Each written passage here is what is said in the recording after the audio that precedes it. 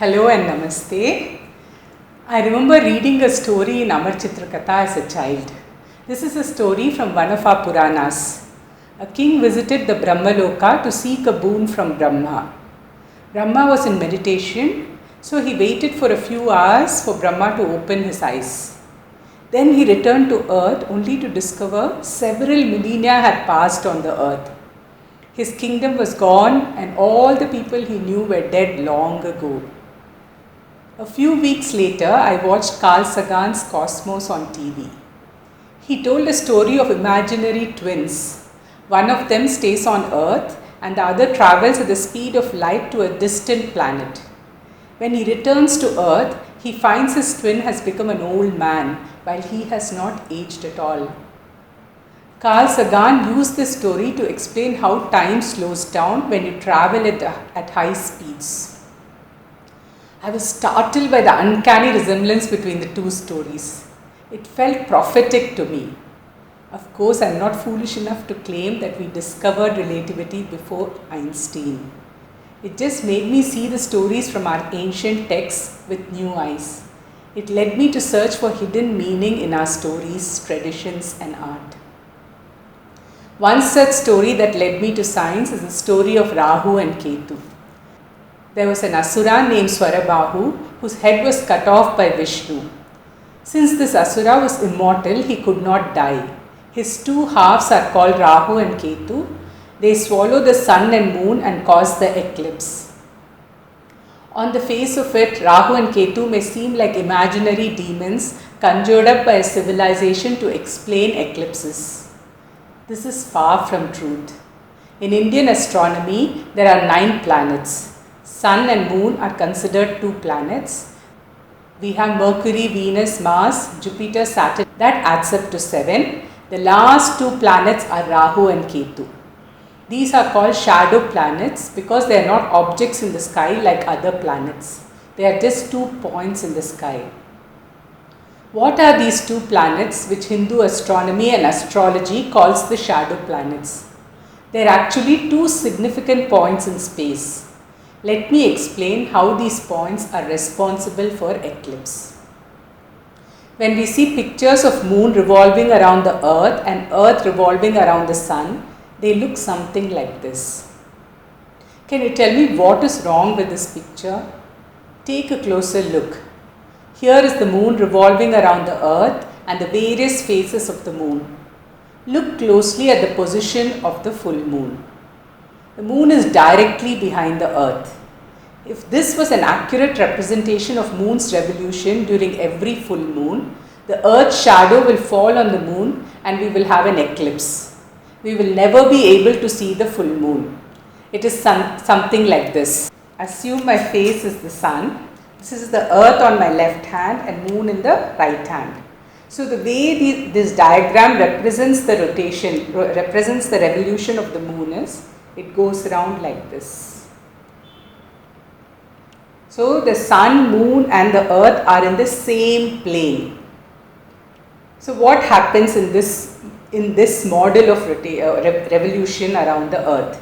So when the moon is full moon, in the position of full moon, it's directly behind the earth. So the sun's rays cannot reach the moon. The shadow of the earth is falling on the moon. So every full moon we will have a lunar eclipse. Similarly, when the moon is here, which is the position of the new moon, it will block off the sun's rays from reaching the earth. So we will have a solar eclipse for every new moon. We know this does not happen because this is not an accurate representation of how moon revolves around the earth. In this diagram, it looks like moon and the earth are revolving in the same horizontal plane. A more accurate representation would be like this. If you imagine my face to be the sun again, and this is the earth and this is the moon, moon is not revolving like this. It is actually revolving at an angle of 5.14 degrees with respect to the plane of the earth and the sun. This is how it is revolving. That is why we don't have eclipses every month. So look at how this would look. So during the full moon, the moon would not be here because there is a slight angle to its revolution. While the moon is directly behind the earth, it is above it.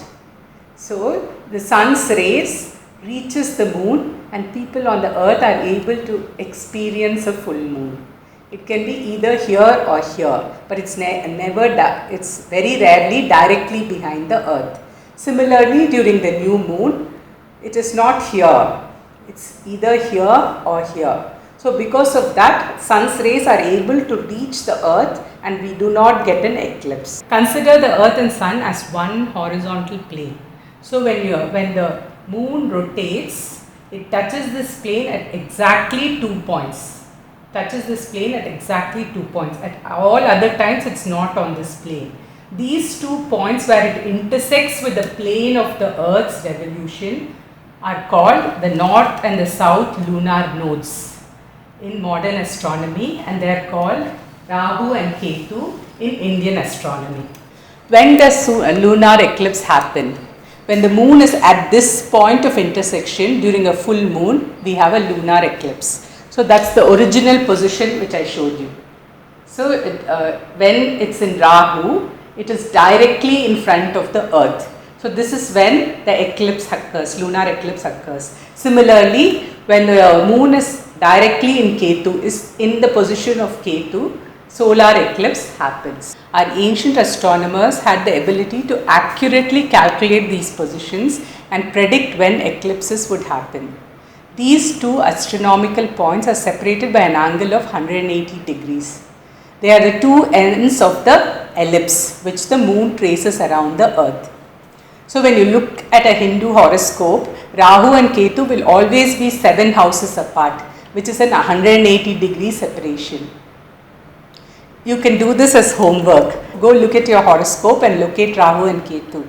See if they are 7 houses apart. The dreadful immortal Asura, Rahu and Ketu, who swallow the sun and moon occasionally, are just 2 points in space. It is really interesting to trace these stories back to their origin. It feels like a treasure hunt. Buried beneath these magical places and celestial beings are some real gems of knowledge. That's it from me. Thank you for watching. Do subscribe and press the bell icon for reminders. Would love to hear from you. Please post your comments below. Until next week, Namaste.